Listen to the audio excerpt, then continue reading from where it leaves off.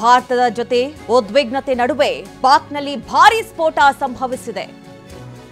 ಪಾಕಿಸ್ತಾನದ ಲಾಹೋರ್ನಲ್ಲಿ ಹಲವೆಡೆ ಭಾರೀ ಸ್ಫೋಟ ಕಂಡುಬಂದಿದೆ. ಸೈರನ್ ಮೊಳಗಿದ ಬಳಿಕ 3 ಕಡೆ ಭೀಕರ ಸ್ಫೋಟವಾಗಿದೆ.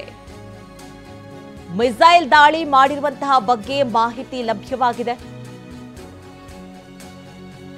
ಲಾಹೋರ್ ನಗರ, ವಾಲ್ವಾನ್ ವಿಮಾನ ನಿಲ್ದಾಣ ಹಾಗೆ ಗುಲ್ಬರ್ಗ್ ಸೇರಿದಂತೆ 3 ಕಡೆಗಳಲ್ಲಿ ಭೀಕರವಾದ ಸ್ಫೋಟ. ವಸತಿ ಪ್ರದೇಶದ ಮೇಲೆಯೇ ನಡೆದಿರುವಂತಹ ಭೀಕರ ಸ್ಫೋಟ ಇದು.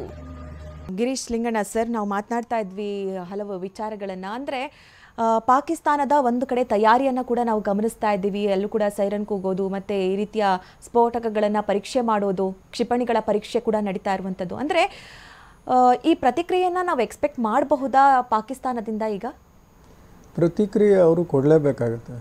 ಇಲ್ಲ ಅಂದರೆ ಅವ್ರು ಏನಾಗುತ್ತೆ ಅಂದರೆ ಅಲ್ಲಿರೋ ಆಸಿಫ್ ಮುನೀರ್ ಅವನಿಗೆ ಉಳಿಗಾಲ ಇಲ್ಲ. ಯಾಕಂದರೆ ಅಕ್ಟೋಬರಲ್ಲಿ ಅವ್ನು ರಿಟೈರ್ಡ್ ಆಗ್ತಾನೆ. ಅವನೀಗ ಪ್ರತಿಕಾರ ಕೊಡದೆ ಹೋದರೆ ವೀಕ್ ಆಗಿಬಿಡ್ತಾನೆ ಅವನು. ಸೊ ಒಂದು ಪ್ರತಿಕಾರ ಅಂತೂ ಕೊಡಬೇಕು. ಯಾವ ಮಟ್ಟದಲ್ಲಿ ಪ್ರತಿಕಾರ ಕೊಡ್ತಾನೆ ಗೊತ್ತಿಲ್ಲ. ಯಾಕಂದರೆ ಅವನು ಯಾವ ಜಾಗದಲ್ಲಿ ಹೊಡಿತಾನೆ ಗೊತ್ತಿಲ್ಲ. ಏನೇ ಮಾಡಿದ್ರೂ ಅದು ಎಸ್ಕಲೇಟ್ ಆಗೇ ಆಗುತ್ತೆ. ಸೊ ಅವ್ನು ಎಷ್ಟು ಮಟ್ಟದಲ್ಲಿ ಪ್ರತಿಕಾರ ಕೊಡ್ತಾನೆ ಅನ್ನೋದ್ರ ಮೇಲೆ ನಾವೆಷ್ಟು ಎಸ್ಕಲೇಟ್ ಮಾಡ್ತೀವಿ ಅನ್ನೋದು ಡಿಸೈಡ್ ಆಗುತ್ತೆ. ಬಟ್ ಪ್ರತಿಕಾರ ಅಂತೂ ಕೊಡಲೇಬೇಕು ಅವನು. ಯಾಕಂದರೆ ಅವ್ನು ಉಳಿಗಾಲ ಏನೇ ಇಲ್ಲ. ದೇ ಫೀಲ್ ದಟ್ ಈ ವಿಲ್ ಬಿಕಮ್ ವೆರಿ ವೀಕ್. ಇವನು ಏನಪ್ಪ ಈ ಥರ ಬಾಂಬ್ ಹಾಕಿದ್ರೆ ಇವನು ಸುಮ್ಮ ಕೂತಿದ್ದಾನೆ ಅನ್ನೋ ಮಟ್ಟಕ್ಕೆ ಆಗೋಗ್ತಾನೆ ಅವನು. ಸೊ ಇವನು ಏನಾದ್ರು ಒಂದು ಪ್ರತಿಕಾರ ಕೊಡ್ತಾನೆ. ಯಾವ ಥರ ಕೊಡ್ತಾನೆ ಕಾದು ನೋಡ್ಬೇಕಾಗ್ತದೆ. ಸೊ ಯಾವಾಗ ಕೊಡ್ತಾನೆ, ಯಾವ ಥರ ಕೊಡ್ತಾನೆ ಕಾದು ನೋಡ್ಬೇಕಾಗುತ್ತೆ. ಇನ್ನು ರವಿ ಮುನಿಸ್ವಾಮಿ ಸರ್, ನೀವು ಹೇಳ್ತಾ ಇದ್ರಿ ನನಗೆ ತೃಪ್ತಿ ತಂದಿಲ್ಲ, ಈ ಏನು ಅಟ್ಯಾಕ್ ಆಯಿತು ಅದು ಇದುವರೆಗೂ ಕೂಡ ನಂಗೆ ತೃಪ್ತಿ ತಂದಿಲ್ಲ ಅಂತ. ಅಂದರೆ ಏನು ಮಾಡಬಹುದು ಅಂತ ನೀವು ಎಕ್ಸ್ಪೆಕ್ಟ್ ಮಾಡ್ತಾ ಇದ್ದೀರಾ ಸರ್? ಈಗ ನೋಡಿ, ಭಾರತನು ಈ ಯುದ್ಧ ಮತ್ತೆ ಜಾಸ್ತಿ ಆಗೋದಕ್ಕೆ ಅವ್ರಿಗೂ ಇಷ್ಟ ಇಲ್ಲ. ಯಾಕೆ ಅಂತ ಹೇಳಿದ್ರೆ ಯುದ್ಧ ಆದಷ್ಟು ಆರ್ಥಿಕ ಸ್ಥಿತಿ ಮೇಲೆ ಸಾಕಷ್ಟು ಸಮಸ್ಯೆಗಳಾಗತ್ತೆ. ಯಾಕಂದ್ರೆ ಚೆನ್ನಾಗಿ ಮುಂದುವರಿತಾ ಇತ್ತು. ಈಗ ಪ್ರಪಂಚದಲ್ಲೇ 5ನೇ ಎಕನಾಮಿಕ್ ಕ್ರಾಸ್ ಮಾಡಿ 4ನೇದಕ್ಕೆ ಬರೋ ಒಂದು ಸ್ಥಿತಿಲಿ ಇರಬೇಕಾದಾಗ ಈ ತರಹದ ಒಂದು ವಿಷಯ ನಡೆದ್ರೆ ಅದನ್ನ ಮತ್ತೆ ಫರ್ದರ್ ಬ್ಯಾಕ್ ಹೋಗುತ್ತೆ. ಈಗ ಅದಾನಿ ಅವ್ರದ್ದು ನೀವು ತಿಳ್ಕೊಂಡ್ರೆ ಪ್ರಪಂಚದಲ್ಲೇ ದೊಡ್ಡ ಹಣಕಾಸುಗಾರ ಅಂತ ಹೇಳಿ ಒಂದು ಇದು ಬಂದಾಗ್ಲೇನೆ ಹಿಂಡನ್ಬರ್ಗು ಮುಂದೆ ಬಂತು. ಸೊ ನಾವೇನ್ ಮಾಡಬೇಕು ಅಂತ ಹೇಳಿದ್ರೆ, ಈಗ ಇವ್ರು ಹೇಳಿದ್ರು ಪ್ರತಿಕಾರ ಕೊಡ್ತಾನೆ ಅಂತ. ಬಟ್ ಅವನ ಮನಸ್ಸಲ್ಲಿ ಪ್ರತಿಕಾರ ಕೊಟ್ರೆ ಇದು ಇನ್ನೂ ಸಮಸ್ಯೆ ಜಾಸ್ತಿ ಆಗತ್ತೆ, ಅವನು ಉಳಿಯೋದಿಲ್ಲ ಅಂತ ಅವನಿಗೆ ಗೊತ್ತಿರೋದೇ ವಿಷಯನೇ. ಅದು ಗೊತ್ತಿದ್ದೇ ಅವನು ತನ್ನ ಕುಟುಂಬದವರು ಎಲ್ಲ ಸೀನಿಯರ್ ಆಫೀಸರ್ಸ್ ಕುಟುಂಬಗಳೆಲ್ಲ ವಿದೇಶಕ್ಕೆ ಕಳಿಸ್ಬಿಟ್ಟಿದ್ದಾರೆ. ಪಾಕಿಸ್ತಾನ ಸೈನ್ಯದಲ್ಲಿಂದ ಹೆಚ್ಚು ಕಡಿಮೆ ನನ್ನ ಮಾಹಿತಿ ಪ್ರಕಾರ 5,000ಕ್ಕೂ ಮೇಲೆ ಜನರು, ಸೈನಿಕರು, ಅಧಿಕಾರಿಗಳು ಮತ್ತೆ ಇತರರು ರಾಜೀನಾಮೆ ನೀಡಿದ್ದಾರೆ ಅಂತಿದ್ದಾರೆ. ಅದು ಒಂದು ದೊಡ್ಡ ಮ್ಯೂಟಿನಿ ಆಗೋದಕ್ಕೆ ಒಂದು ಚಾನ್ಸಸ್ ಇದೆ. ಯಾಕೆಂದ್ರೆ ಅವರು ಮಾಡಿರೋ ಕೆಲಸ ಯಾರಿಗೂ ಅವ್ರಿಗೆ ಇಷ್ಟ ಆಗ್ತಾ ಇಲ್ಲ. ಯಾಕೆಂದ್ರೆ ಅವರ ಸ್ಥಿತಿ ಈ ತರ ಒಂದು ಯುದ್ಧನೇ ಒಂದು 2-3 ದಿನಕ್ಕೂ ಅವ್ರ ಕೈಲಿ ತಾಕಿಡಿಯೋದಕ್ಕೆ ಆಗೋದಿಲ್ಲ. ಸೊ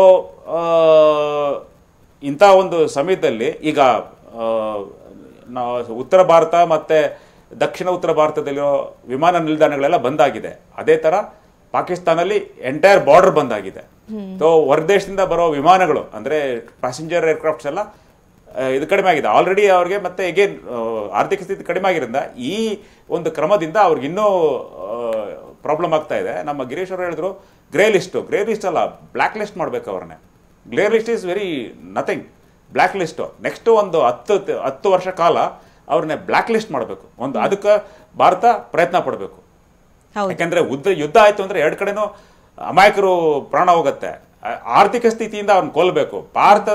ಪಾಕಿಸ್ತಾನದ ಸಾರ್ವಜನಿಕರನ್ನೇ ಮುಂದುವರಿಸಿ ಇವ್ರನ್ನೆಲ್ಲ ಮಟ್ಟ ಕಟ್ಟಬೇಕು. ಈಗ ಬಲೂಚಿಸ್ತಾನ್ ಆರ್ಮಿ ಆಲ್ರೆಡಿ ಕೆಲವೊಂದು ಕಡೆ ಅಟ್ಯಾಕ್ ಆಗಿದೆ. ಈ ಮಧ್ಯದಲ್ಲೇ ಒಂದು ಸ್ವಲ್ಪ ಅಟ್ಯಾಕ್ ಆಗಿದೆ. ಸೊ ಪಾಕಿಸ್ತಾನ್ ಫರ್ದರ್ ಬ್ರೇಕ್ ಮಾಡಿ ಬರೀ ಪಂಜಾಬ್ ಮಾತ್ರ ಪಾಕಿಸ್ತಾನ ಆಗಿರ್ಬೇಕು. ಖೈಬರ್ ಪಖ್ತೂನ್ಖವಾ, ಗಿಲ್ಗಿಟ್ ಪಾಕಿಸ್ತಾನ್, POK ನಾವು ವಶಕ್ಕೆ ತಗೋಬೇಕು. ಖೈಬರ್ ಪಖ್ತೂನ್ಖವಾ ಒಂದು ಬೇರೆ ದೇಶ ಆಗಬೇಕು. ಬಲೂಚಿಸ್ತಾನ್ ಬೇರೆ ದೇಶ ಆಗಬೇಕು. ಸಿಂಧ್ ಬೇರೆ ದೇಶ ಆಗಬೇಕು. ಹಾಗೆ ಆಗನೂ ಇವ್ರಿಗೆ ಬುದ್ಧಿ ಬರೋದಿಲ್ಲ. ಯಾಕೆಂದ್ರೆ ಅವ್ರು ಪ್ರಯತ್ನ ಪಡ್ತಾರೆ. ಸ್ಯೂಸೈಡಲ್ ಅಂತ ಹೇಳ್ತಾರೆ ಇದಕ್ಕೆ. They are ready to go to ಯಾವ ಒಂದು ಮಟ್ಟಕ್ಕೂ ಅಳೆಯೋದಕ್ಕೂ ಅವ್ರು ಸಿದ್ಧವಾಗಿದ್ದಾರೆ. ಈಗ ಮಸೂದ್ ಅಜರ್ನೇ ಮತ್ತೆ ಸಲಾವುದ್ದೀನ್ ಸಾಯಿಸ್ಬಿಟ್ರು, ಇನ್ನೊಬ್ಬರನ್ನು ಶುರು ಮಾಡ್ಕೋತಾರೆ ಅವರು. ಹೌದು ಅದಕ್ಕೆ ಸರ್, ನೀವು ಕೊರತೆ ಇಲ್ಲ. ಹೇಳ್ತಾ ಇದ್ರಿ ಅಲ್ಲಿನ ಅಧಿಕಾರಿ ಅವರ ಫ್ಯಾಮಿಲಿನೆಲ್ಲ ಸೈಯದ್ ಸಲಾವುದ್ದೀನ್ ಹೋದ್ರೆ ಇನ್ನೊಬ್ಬ ಬರ್ತಾನೆ ಅಂತ. ಹಾಗೆ ಕೆಲ ನಾಯಕರು ಕೂಡ ಹೇಳ್ತಾ ಇದ್ರು, ಏನಂದ್ರೆ ಯುದ್ಧ ಆದ್ರೆ ಏನ್ ಮಾಡ್ತೀರಾ ಅಂತ ಅಂದ್ರೆ ನಾನು ವಿದೇಶಕ್ಕೆ ಹೋಗ್ಬಿಡ್ತೀವಿ ಅಂತ ಹೇಳ್ತಾ ಇದ್ರು. ಅಂದ್ರೆ ಈ ಯುದ್ಧ ನಮ್ಗಲ್ಲ, ನಮ್ಗಾಗೋದಿಲ್ಲ, ಅದೆಲ್ಲವೂ ಕೂಡ ಗೊತ್ತಿದ್ರು ಕೂಡ ಯಾಕೆ ಮೊಂಡಾಟ ಪ್ರದರ್ಶನ ಅಂತ ಪಾಕಿಸ್ತಾನದ್ದು?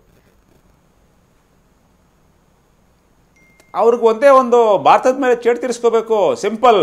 ಇದು ಪ್ರತಿಯೊಂದು ಭಾರತೀಯ ಸಾರ್ವಜನಿಕರಿಗೆ ಗೊತ್ತಾಗಬೇಕು.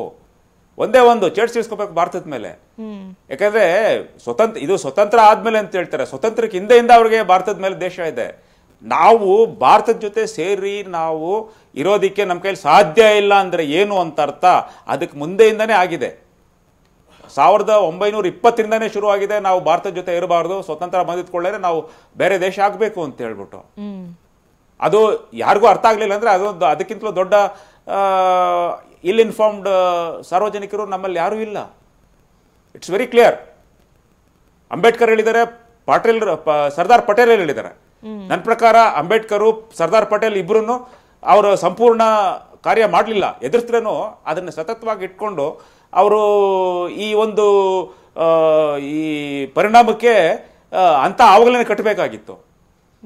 ಜವಾಹರ್ಲಾಲ್ ನೆಹರು ಯಾರು, ಮಹಾತ್ಮ ಗಾಂಧಿ ಯಾರು, ಅವರೆಲ್ಲ ಪಾಕಿಸ್ತಾನಕ್ಕೆ ಸಹಕಾರ ಕೊಟ್ಟು ನೀಡಿದ್ರೆ ವಿನಃ ಭಾರತ ಕಟ್ಟಬೇಕು ಅಂತ ಅವರು ಯೋಚನೆ ಮಾಡಲಿಲ್ಲ.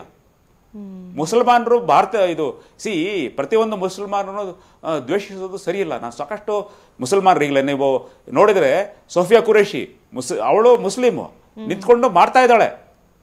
ಭಾರತದ ಮೇಲೆ ಅವಳಿಗೆ ಇದಿದೆ.